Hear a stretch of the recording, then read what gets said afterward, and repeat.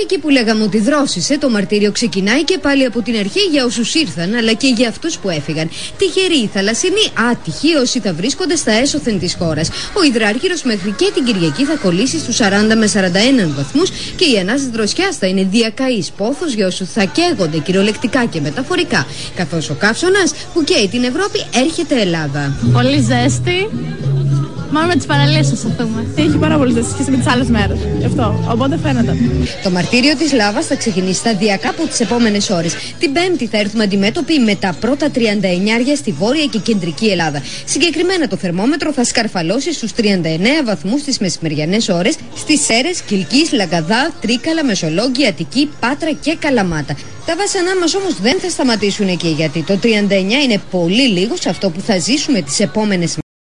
Πρόκειται για τον δεύτερο αυγουστιάτικο καύσωνα και τον τρίτο του φετινού καλοκαιριού. Στην κυριολεξία θα βράσουμε το Σαββατοκυριακό, αφού οι 40 με 41 βαθμοί θα κάψουν τη χώρα. Υψηλές θερμοκρασίες θα έχουμε σε Σέρρες, Κιλκής, Θεσσαλικό, Κάμπο, Αγρίνιο, Λαμία, Θήβα, Λιβαδιά, στα δυτικά προάστια της Αττικής, Άργο.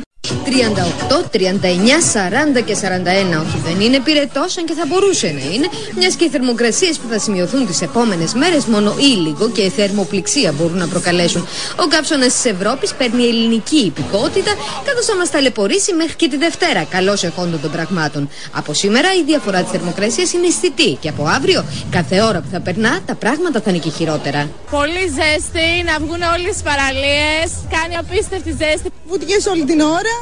Διαφορετικά δεν παλεύεται. Υπερβολική ζέστη όμως, παιδιά, τόσο πολύ δεν υπάρχει. Τι να κάνουμε, παραλία, τι να κάνουμε. Έχουμε και λέμε λοιπόν, από αύριο το δροσερό αεράκι μας αποχαιρετάει και η λάβρα θα κατοικοεδρεύσει στους κάμπους και στα βουνά.